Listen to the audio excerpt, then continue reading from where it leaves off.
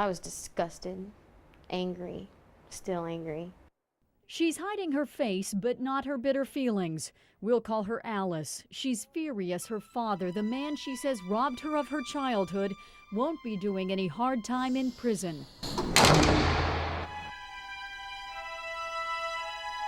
Alice says she was 4 years old when her father started coming to her in the night. He did everything you can imagine.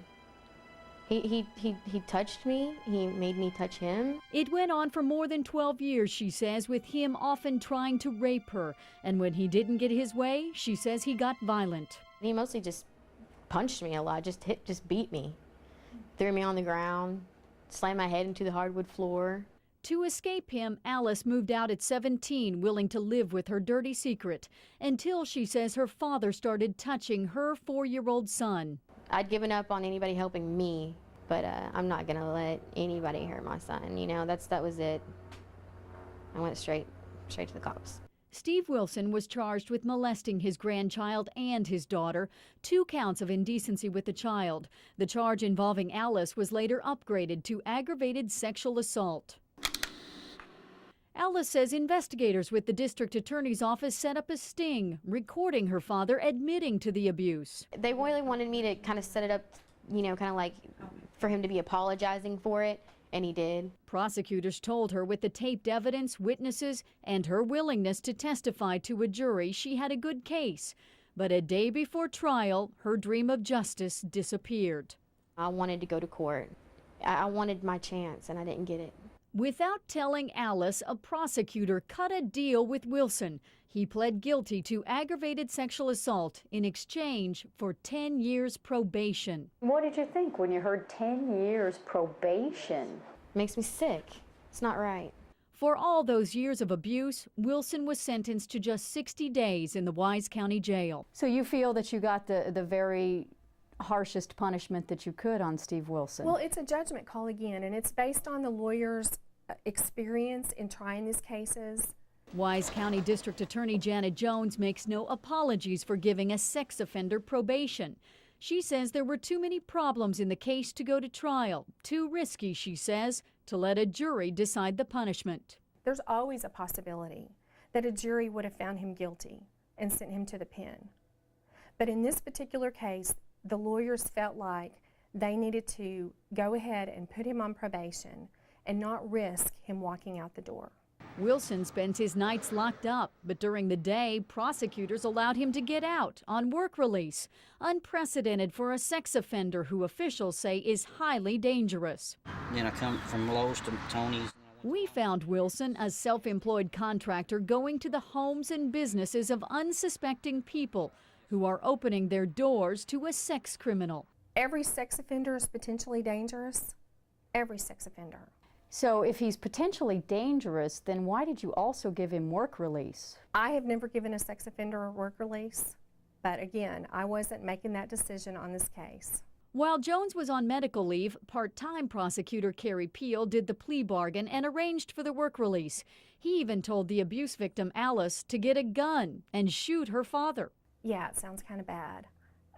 But our experience in dealing with a lot of families and victims is deep down, they have a desire to see that person dead. Now, is that appropriate necessarily to voice that to them?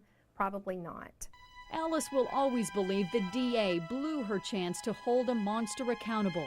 And she says even worse, unleashed an admitted molester on her community. He's a sick person.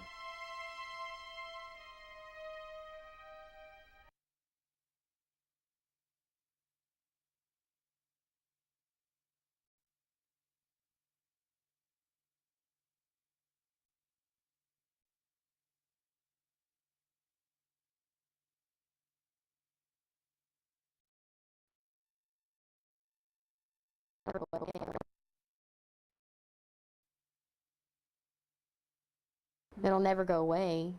It'll always be there. It'll always, hurt and affect me in some way. We told you about Alice, a young woman molested by her father, who ultimately pled guilty to the abuse. She wanted him put away in prison. That's what was my goal, take this to court, get justice, and it didn't happen. Steve Wilson is just one of a growing number of sex offenders now living in Wise County who, after admitting to despicable crimes against children, were able to negotiate their fate and walk away with community supervision, probation. They don't deserve to be out in public. Anybody that, in my opinion, that molests a child, they don't deserve it.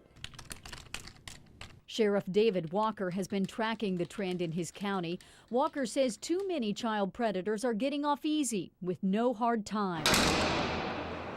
The sheriff points the blame at the county's top prosecutor, Janet Jones, who he says in her 6 years in office has been too willing to plea bargain with predators. I think they need to go to prison first, pay for what they did, and then come out, be on probation, parole, and be reintegrated. You know, if they can be rehabilitated, try that.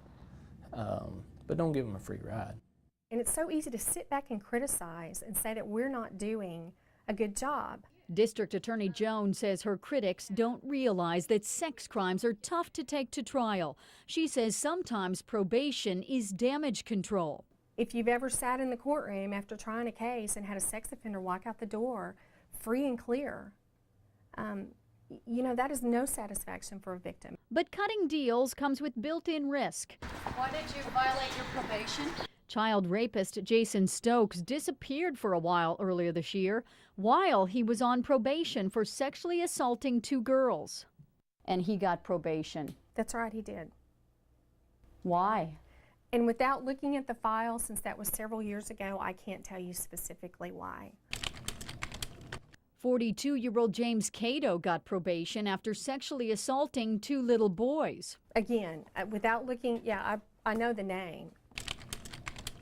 And Ricky Fisher also got probation for indecency with a child who he has since tried to contact. We can look at all these cases in Monday Morning Quarterback about what should have happened, but, you know, those are judgment calls.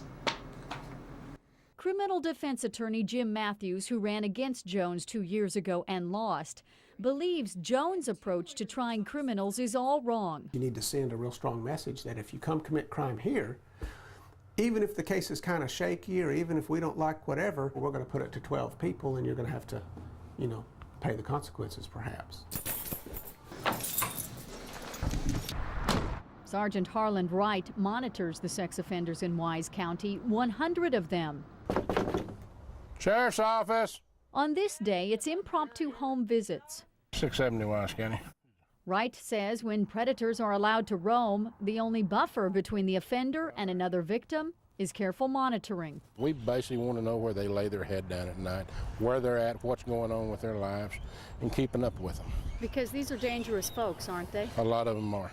But just how dangerous? Shut up!